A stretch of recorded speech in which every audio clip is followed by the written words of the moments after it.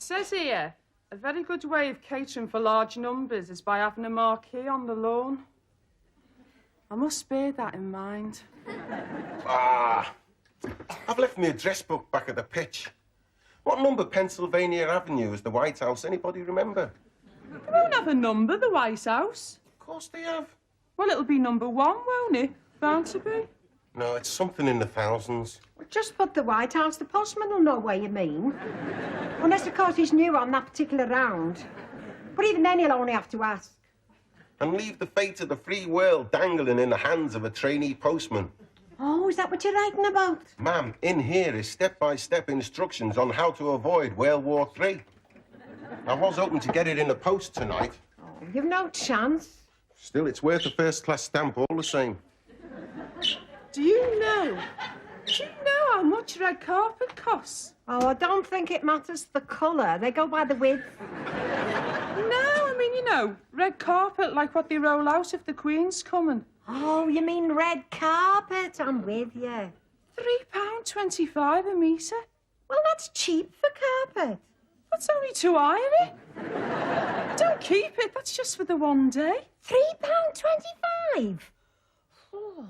They put down miles of it, don't they, when she's going anywhere? If she comes here, I don't care. And you know me, I'm a royalist as much as anybody. We'll spend the extra, and we'll have the vinyl lay down, and then we'll have the benefit. And she'll agree with me, you know. It's not her, it's them. The dignities and the notables. Herself, like, she's frugal, you know. Frugal, I think she is. Of course, you do often see them, don't you? Photographed, like, wearing the kilt and the sporran. I think that's on her mother's side. She's related to the Frugals. You're entitled to wear the tartan, any road. And when they decorate, she has to do it all up to please them, you know, not herself. She was saying to me only the other night.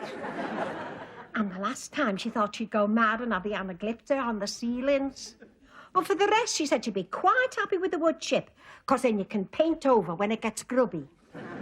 But they wouldn't have it. Said she had to keep up the position. £3.25. You know he's listening to himself in there. That's his own tape of him singing. What's to do with you? You, lying there listening to yourself singing. So? Glenys, you don't understand. I am an artist. And an artist has got to be all the time criticising his own performance. Oh, well, it could help you out there. Yeah, ta very much. I mean, see if you can manage to make a song last for 3 minutes. You're not criticising your own performance. You're too big-headed. It's just a way to avoid making conversation. I think you're scared of conversation, you. Me? Me? In certain circles, as a matter of fact, Glenys, I happen to be known as something of a raconteur. Like Al Capone. What's that got to do with it? I'm sorry, Glenys, but to some of us, conversation is an art form all of its own. All right, when was the last conversation we had? Oh, come on, how do I know? We're always having conversations, Glenys. No, we very often have monologues, but that's not the same thing. See? A conversation is where, for instance, you say something, and then you stop speaking because you want to hear what I want to say on the subject. The nearest we've had to a conversation this week is when you gave us a lift back from the Blue Cockatoo last night. Well, there you are. You pulled over into the lay-by and said, "How bounce here?" Great conversation. I'll be fair, Glenys. I'm being serious, Cyril. I think you're incapable of having a conversation with a woman. A proper conversation. Oh, and it's not just you, it's men. Oh, hang on. First, you say I'm avoiding having a conversation. Then you say I'm incapable of having a conversation. Well, which one is it? Make your minds up. If I can't do it to begin with, I wouldn't need to avoid it, would I? Cyril, a person what can't swim has to avoid falling in the water. Oh, all right, great. Let's have a conversation. That's what you've got your heart set on. Come on. It's not my wildest dream, you know. It's only conversation. Not, of course, that I'm an artist like yourself. I mean, I suppose I'm only really fit to grunt and nod a bit when you're having a conversation with somebody. Glenys, are we going to have a conversation? Yeah, all right. What about that? Oh, that'd be lovely, that. A page boy. Oh. A what? A page boy. carrying the ring on a velvet cushion down the aisle in front of the bride. You've got delusions of grandeur, do you know that? I've got delusions of grandeur, me. Who's the one with the cupboard full of signed photographs of himself? That'd be well worth it and all, wouldn't it? What? That. Video your big day. Video? A lot of people have videos done at the wedding nowadays. Page boys with velvet cushions. Video? Who are you thinking of marrying? Cyril B. DeMille? No, I'm marrying Cyril McGregor, the headphone Hermes. It's still the same old story. I know, Glenn, but that's why he's got to work on the act. You see, Cyril could be at the crossroads of his career.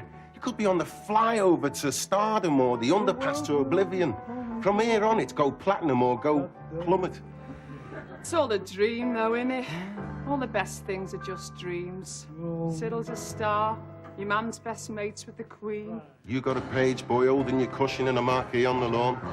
Well, you'd go bananas otherwise, wouldn't you? But that dream could be so tantalisingly close for Cyril. I mean, he has got an official fan club started by his fan. Yeah, well, that's a sign how things are going. Well, of course it is.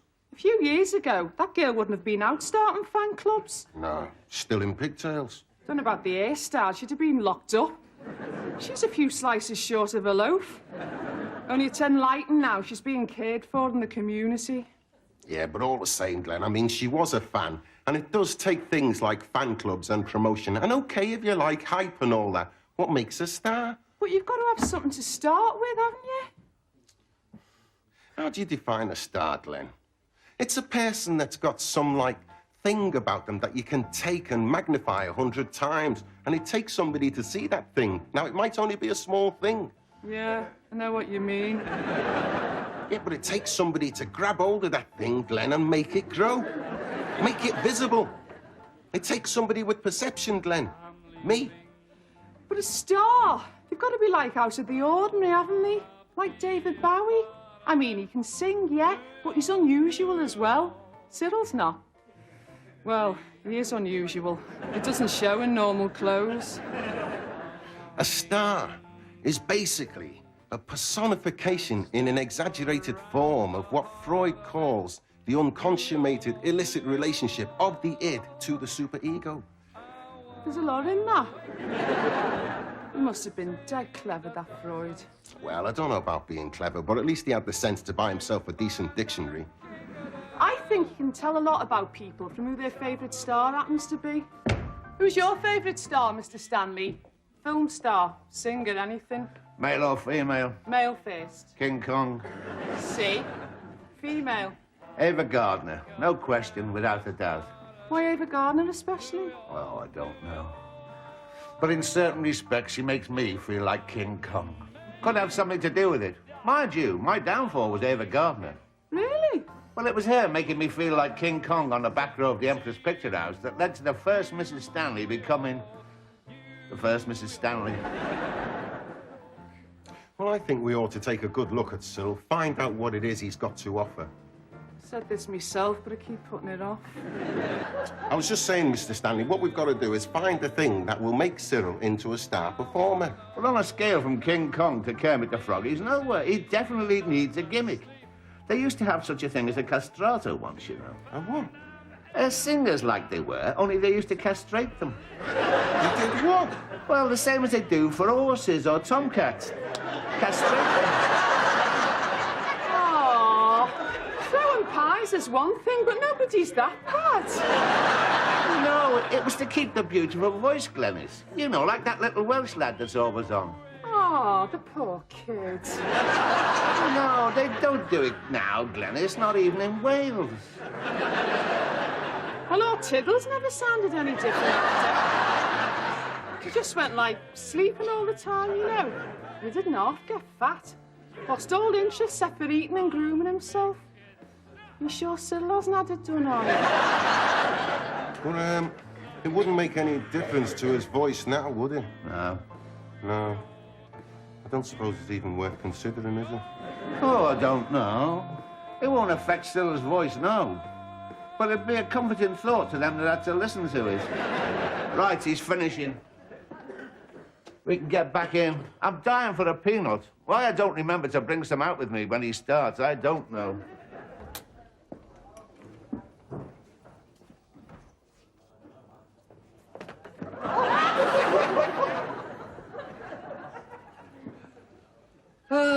Not perfect. Not perfect.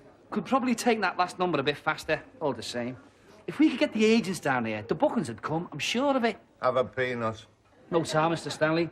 Singers never eat peanuts, didn't you know? Can stick in your throat somehow, can't sing for hours. Here, take plenty. Help yourself. You know what you were saying the other day about, always criticising your own act? Yeah? Well, you're right, it needs working on. Oh, yeah, well, sure. I mean, there's always something you can... But these cacks don't know. I know what you mean. It's having the freedom to really move and make use of the stage, but since my mum's let them out and put a new zip in, I have not that complete confidence. And you can't do the John Travolta job unless you've got complete confidence in your kecks. It's not just the kecks, Cyril, it's everything. I mean, you've got to work on the act to bring over your personality. Yeah, well, you get the agents down here and I'll work on the act. I'm not bringing no agents down here until you've got your act right. You know why the agents never get here? It's because it's too established. They don't think of coming here because they know what they're going to see. Top-line cabaret, polished performers. They're going round all the dives because they think that's where the unknowns are. Because I have an entree into a place like this and can do the sophisticated stuff, they all just assume I'm doing Talk of the Town next week. It's amusing, really. What was you saying about Glenys and the ideas she was getting? About the page boy? No, about the video. We do a video. That's the in thing now. Video? A video? That is brilliant, but I mean, can we do it? Well, if you can video a wedding, you can video the act. Mr. Stanley says stop eating the peanuts. He's just checked with Faye and there's a load of pies gone past the sell-by date. We want you on again.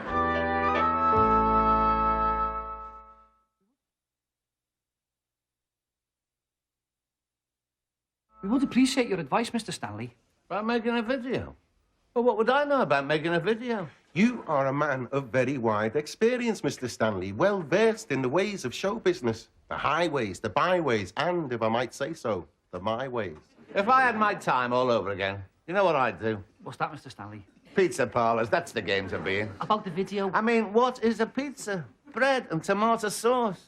I mean, it's like a bomb cake that tried to cross the road. You're a man who books acts, Mr. Stanley. What would make you book an act if you'd seen it on a video? What would you look for? In a word, sophistication. Yeah, well, that is my trademark. Plus, the magic. The ability to fashion a mood and create a relationship with each individual member of the audience. So they had a sense of sharing in a unique and personal experience. Listen to this man, Wes. He knows. That's what you look for. That and hair on the head. No, Mr. Stanley, I agree with everything else, but not that. A well-extended profile, as you know yourself, is a sign of virility. Yeah, and as it happens to be the only sign he's got that you don't have to look for with a microscope. Best stick to it, like. Didn't hold Phil Collins back, did he? No, Phil Silvers. But then it's different for comics. Phil Collins isn't a comic. Look, Cyril, if you ask for my advice, do me the courtesy of listening to it instead of taking issue all the time. Point taken, Mr. Stanley. If you listen to an older, sadder and wiser man, open a pizza parlour. Fast food. I mean, tacos. Tacos. I mean, it's like a giant potato crisp with stuff on. When I think how I've worn my fingers to the bone. Funny. A man with a totally glamorous lifestyle like Mr. Stanley. One of the kings of Clubland, talking like that. Must be feeling down. Never mind. What Mr. Stanley was saying can be summed up in one word. Star quality. That's what we've got to get across in your video. How about you do it like when they're arriving at the premiere, you know. There's all like flash bulbs going and they're holding the fans back. Great. And you see me getting out the car in the old tuxedo.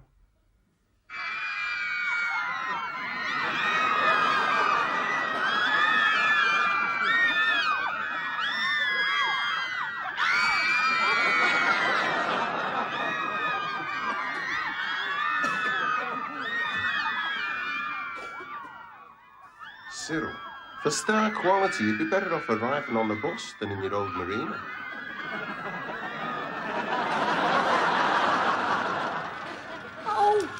No! It's a big Yankee job. The chauffeur.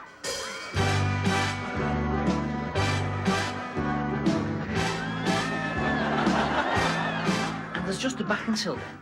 And that's where I start singing. Well, I could be miming there, because you can stick the sound in after, can't you? Start spreading the news. I'm leaving today. I wanna be a part of it. New York, New York. These vagabond shoes are longing to. I suppose there's like searchlights sweeping the sky. Oh, aye. God knows where we're going to get searchlights. Wake up in the city that doesn't sleep to find I'm king of the hill, top of the heap. And there'll be like a flunky holding the door. And there's me getting out the car, you know, the way they do, keeping the knees together. I'll have to practice that. What do you mean? Well, I'm gonna be in it. And you see me getting out the limousine and it's dead glamorous, like all shimmering creation, you know, with no back or nothing and everyone gawping.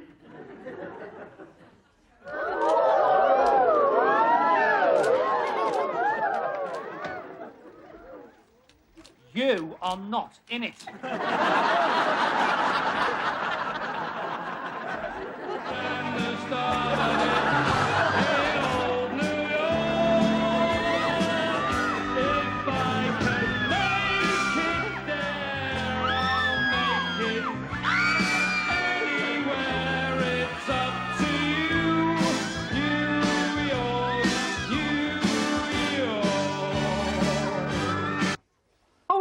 I'm not in it. Glenys, we're not just messing around. This is a serious video we're talking about. Then again, Wes, starlets. Starlets? Yeah, like surrounding me, you know.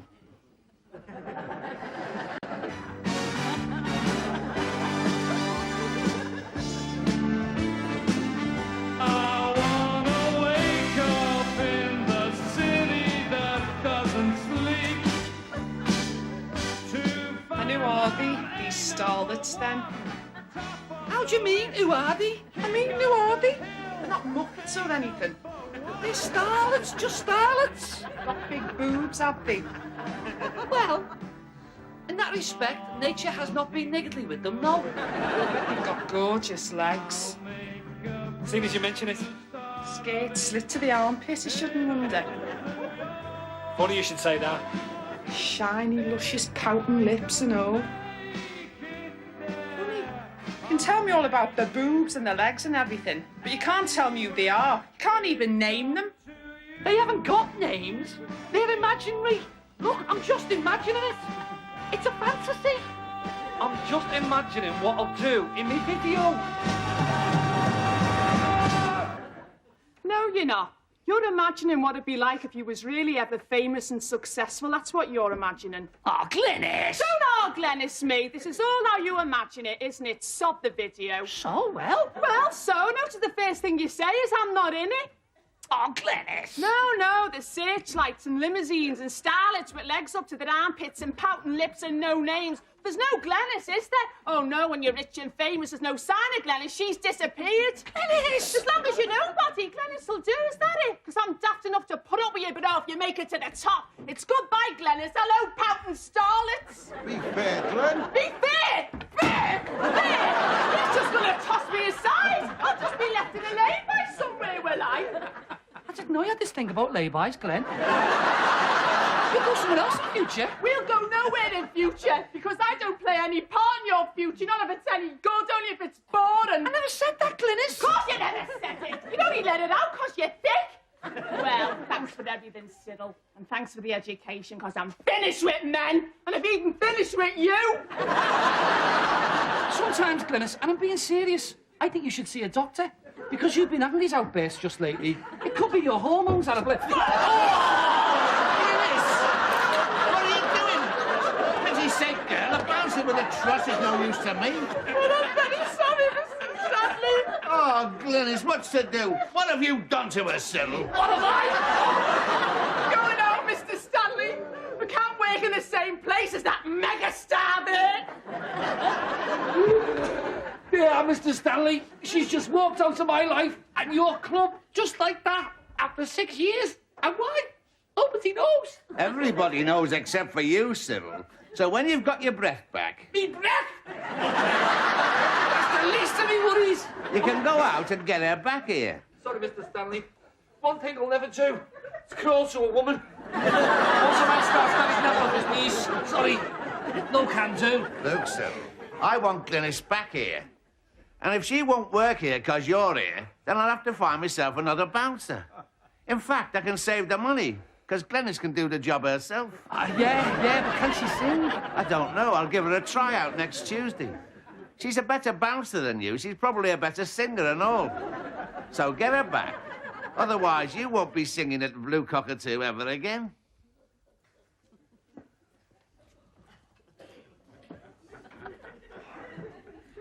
Never mind, Cyril. Another discussion with Glenys and you could be eligible to sing for the Vienna Boys Choir.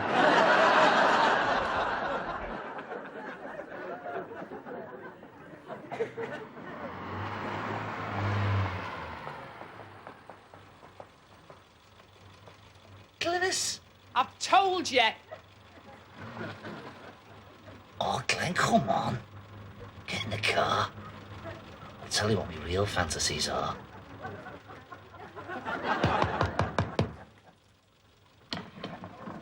Liverpool City CID, sir. I've been watching your behaviour from a parked vehicle, and I have reason to believe you have been curb crawling with the intention of soliciting a prostitute. It's my duty to caution you that anything you say may be taken down and used in evidence. Out of the car, please. Are you saying I look like a... That's for me, love. These fellas don't care who they accost. For the sake of decent women like yourself, these fellas have got to be put behind bars. Oh, you're so right, officer. But will I have to give evidence? No, there'll be no need for that, madam. You're quite free to go.